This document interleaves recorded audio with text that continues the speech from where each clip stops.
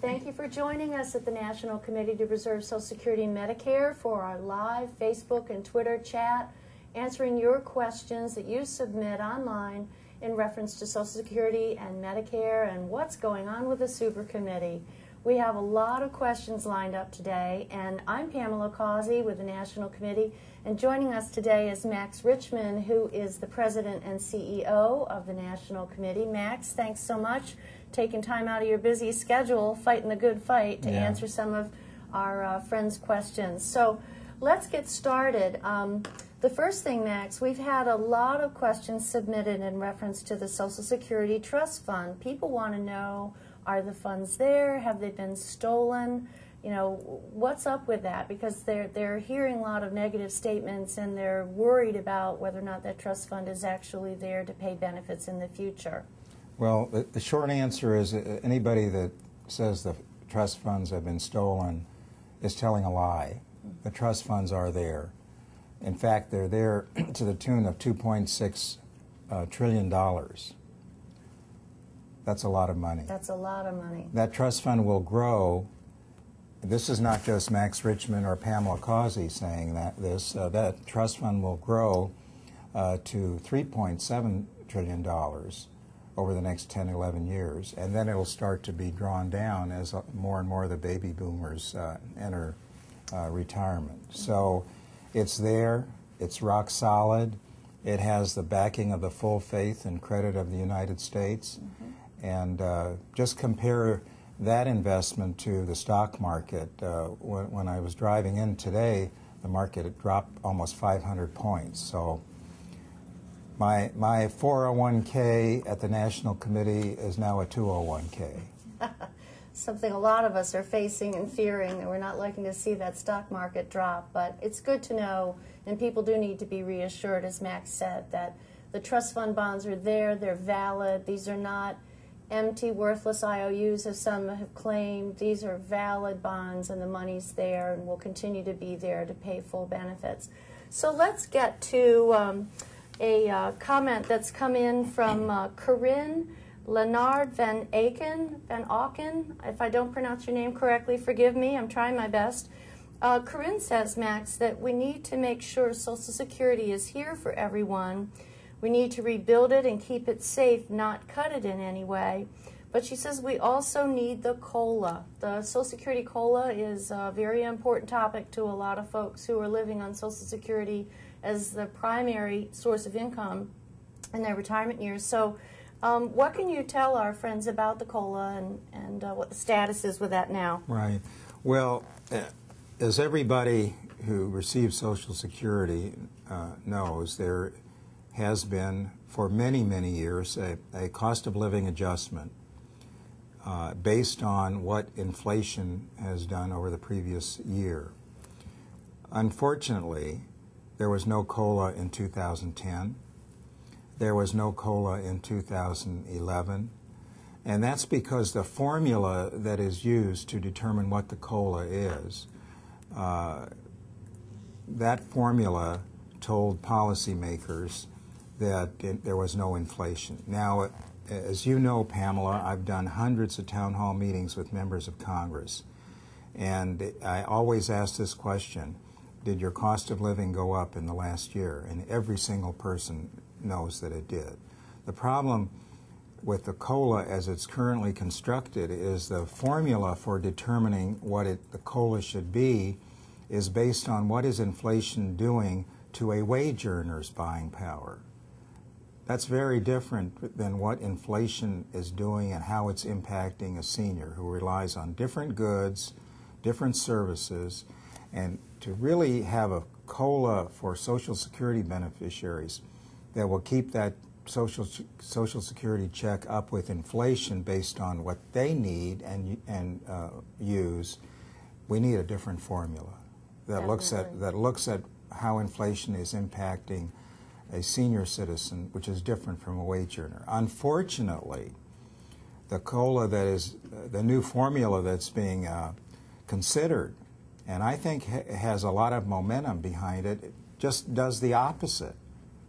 The opposite. It is a formula that would say in to those people that got no COLA in 2010 and they got no COLA in 2011, that new formula would basically say that zero you got was too generous. Too generous. So, you know, we've got a big battle on our hands just to keep the COLA formula as it is, which is not correct, but we really need to have a different standard to measure inflation. And we want folks to know that this new COLA formula that they're talking about is called a chain CPI. So when people hear chain CPI, they need to know what? That this is a benefit cut. A chain CPI would be a benefit cut.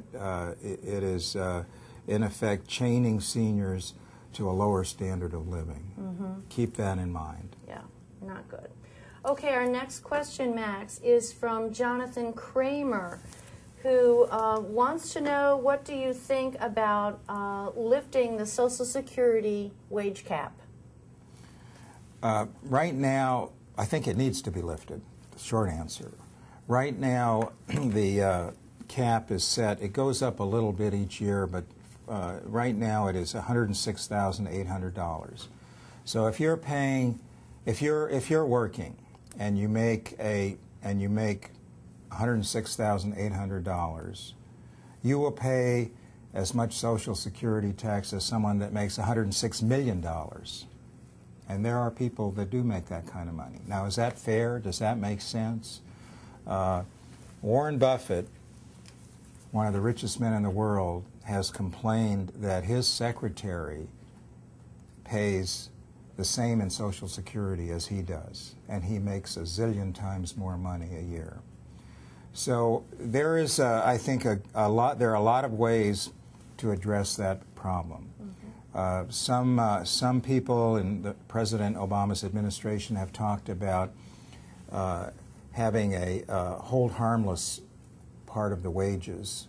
So you stop paying at $106,800, but then after maybe $250,000 a year or something like that, the payroll tax would kick in again, maybe at a different percentage, but that would bring in quite a bit of revenue.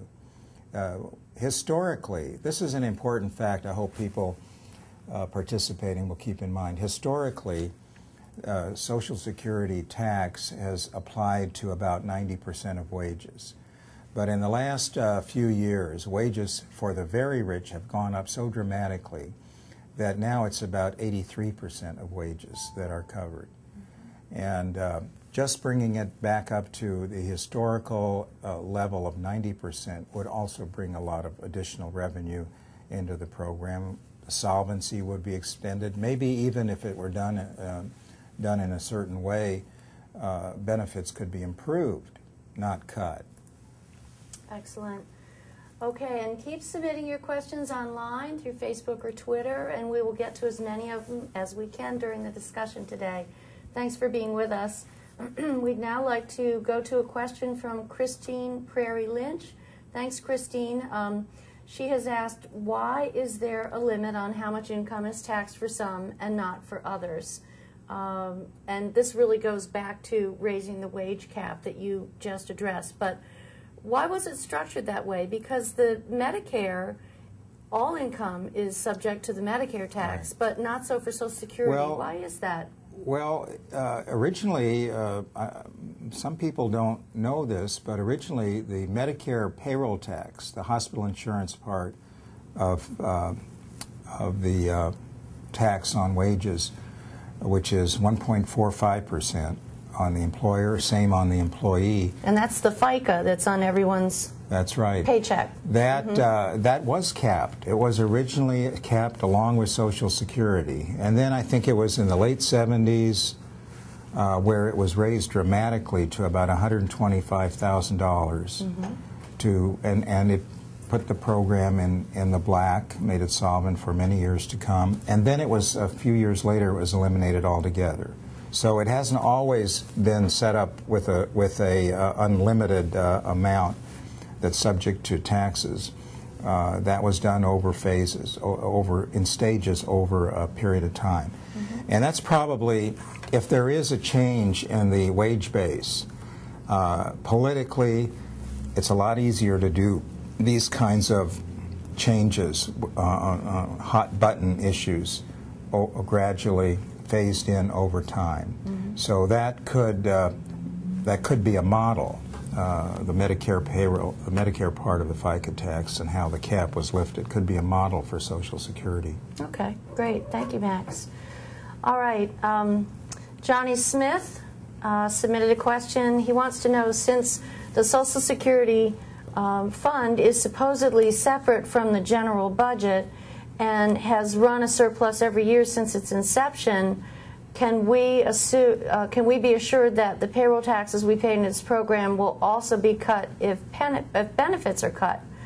Or will our Social Security payroll taxes merely go to paying for the tax cuts for the top 2%, the wars, tax breaks for oil companies, etc.? Well, Johnny, was that the... Johnny Smith. Johnny, your question goes to the heart of the debate on Social Security. Social Security should not even be part of the discussion on dealing with our deficit and our debt. It should be taken off the table. It should be on its own table, a separate table. As we pointed out a little while ago, Social Security is sound, surplus is growing, it's able to pay everybody every penny they're entitled to until the year 2036. And then there's a shortfall of about a little over 20%. That shortfall needs to be dealt with. Not today, not by the end of December, when this super committee that I know we're going to talk about is supposed to have recommendations that are voted on by the Congress, but sometime in the next 10, 15 years. We don't think it's a good idea to wait until December of 2036 to deal with this, because then you'd have to have some dramatic changes.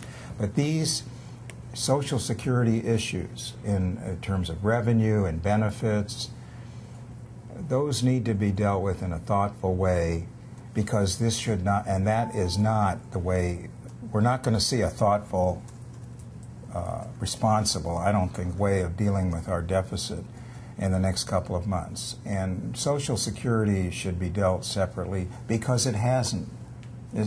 Johnny's right. It has a surplus. Mm-hmm. Hasn't added a single penny to the deficit. Even the president yesterday, or the day before in Minnesota at his town hall meeting, he said that. Jack Lew, the director of the Office of Management Budget, has said that, has written about it in op-eds. Mm-hmm. So Johnny's question is right on target, and hopefully, we were pretty successful, as you know, Pamela, and the National Committee, in keeping Social Security out of the deficit debate. Absolutely. For a long time, but now it's been inserted, and we're going to have to redouble our efforts to take it off the table. And we have to thank a lot of our online community with Facebook and Twitter, etc., because you all have been very active in our campaigns to send letters, make phone calls, send e-cards, and do all the right things to let our members of Congress and the White House know how we feel about protecting these very important programs, these benefits that we work so hard for.